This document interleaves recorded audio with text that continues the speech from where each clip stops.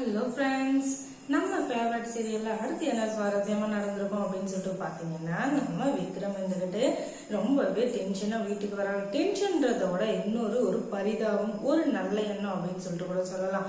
அந்த எண்ணத்தோட அவர் இருந்துகிட்டு வீட்டுக்கு வந்த உடனே என்ன பண்றதுன்னே தெரியலைங்க. எனக்கு நானும் நல்லது பண்ணணும் அப்படின்னு சொல்லிட்டு நிறைய பேருக்கு நினைக்கிறேன். ஆனா நான் நினைக்கிற எல்லாமே தப்பா போயிருதோ அப்படின்ட்டு ஒரு பக்கம் தோணுது. இருந்தாலும் ஒரு பக்கம் ஒரு சிலருக்கு நல்லது பண்ணாம போயிட்டா அதை வச்சு நம்ம பின்னாடி ஃபீல் பண்ணுவோமே அப்படின்னு சொல்லிட்டு தான் இப்ப சொல்றேன் அப்படின்னு சொல்லிட்டு சொல்றாங்க. என்ன விக்ரம், என்ன ஆச்சு? நீங்க சொல்றத பார்த்தாலே எனக்கு பயமா இருக்கே அப்படின்னு சொல்லிட்டு அவங்க இனியா வேற வளவலன்னு பேசுவாங்களே, அவங்க இழுத்து இழுத்து பேசிட்டு இருக்காங்க. உடனே அவங்க வந்துட்டு, இல்ல நான் வர்ற வழியில திவ்யாவை பார்த்தேன், அவ என்னவோ ஒரு மாதிரியா எதையோ பறி கொடுத்த மாதிரி அப்பாவே உட்காந்துட்டு இருந்தா. அதனாலதான் எனக்கு என்னன்னே புரியல. ஆனா அவகிட்ட நான் என்ன கேட்கறதுன்னு எனக்கு தெரியல. அதனாலதான் அமைதியா வந்துட்டு அவங்க கிட்ட சொல்றேன் அப்படின்னு சொல்லிட்டு சொல்ல உடனே நம்ம திவ்யாவோட தம்பி இருக்கானே பட்டாசு, அவன் வந்துகிட்டு கூடவே வந்திருக்கான். அவன் வந்து அதான் அக்காவை வந்து யாரோ டார்ச்சர் பண்ணாங்களாம். அக்கா ரொம்ப வேதனையா இருக்கா, என்கிட்ட எதுவுமே சொல்லவே மாட்டேங்கிறா. என் மாமா வேற அடங்கவே மாட்டேங்குது.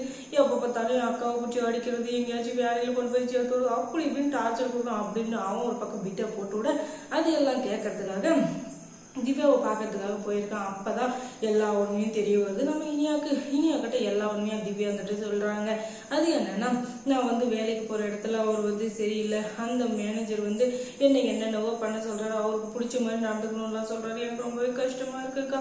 எனக்கு படிக்கணும்னு தான் ஆசை. நான் படிச்சு ஒரு நல்ல வேலைக்கு போயிட்டுனா, அரசாங்க உத்தியோகத்துக்கு போயிட்டுனா என் குடும்பத்தோட நிலையும் மாறும், எங்க எல்லாரோட மதிப்பும் மாறும். எங்களை மாதிரி ஏழ்மையில் இருக்கிறவங்களும் நடுத்தர மக்களும் நாங்க படிச்சா மட்டும்தான் உயர முடியும், இல்லைன்னா நாங்க எப்படிக்காக உயர முடியும் அப்படின்னு சொல்லிட்டு ரொம்பவே ஃபீலிங்கா பேசிட்டு இருக்காங்க. இருந்தாலும் இல்லைன்னாலும் அதுதான் உண்மை. ஒரு ஏழை குடும்பத்துல பிறக்கிறது நம்ம தப்பு இல்லை, ஏழையாவே சாவறது நம்ம தப்பு. அதை மாத்தி எழுதணும்னா அதுக்கு ஒரே ஒரு சொல்யூஷன் தான் இருக்கு. அது என்னன்னா படிப்பு தான். படிச்சா மட்டும்தான் வாழ்க்கையில உயர முடியும்.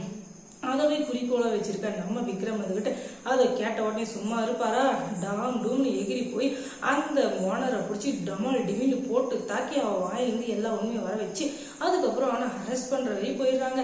அவன் வந்துகிட்டு முதல்ல ஒத்துக்கவே மாட்டேங்கிறான், நான் தான் பண்ணேன்னு சொல்லிட்டு. அதுக்கப்புறம் தான் என்னடா நடிக்கிற நீ, வீடியோ ஆதாரமே இருக்கடா என்கிட்ட அப்படின்னு சொல்லிட்டு அந்த வீடியோ எடுத்து காட்டினா அதுக்குள்ள அவன் வாயில பொலன்னு ரத்தம் வந்துருது. ஒரே அடிதான், அப்படியே மூளையே சதறி வெளியே வந்துச்சுன்னா பாத்துக்கோங்களேன். அந்த அளவுக்கு அடிக்க அவன் யாருன்றதே மறந்துட்டானா பாத்துக்கோங்களேன். அந்த அளவுக்கு ஒரு அடி அடிச்சு அவனை தரன்னு இழுத்துட்டு வராங்க. மீதி அந்த பொண்ணு வாழ்க்கையாச்சும் நீ விளையாடுறத பார்த்தேன்னு வச்சுக்கோ, அவ்வளவுதான். இப்ப கூட உன் குடும்பம் குட்டி இருப்பாங்கன்றதுனால விட்டு போறேன், இல்லைன்னு வச்சுக்கோ உன்னை அப்படியே லாடம் கட்டிடும் அப்படின்னு சொல்லிட்டு அவருக்கு வார்னிங் கொடுத்துட்டு போயிடுறாரு. அதுக்கப்புறம் என்ன நடந்திருக்கும் அப்படின்னு நீங்க தெரிஞ்சுக்கணும்னா நம்ம சேனலை சப்ஸ்கிரைப் பண்ணுங்க. அதோட பக்கத்துல இருக்க அந்த பெல் ஐகானை கொஞ்சம் கிளிக் பண்ணுங்க.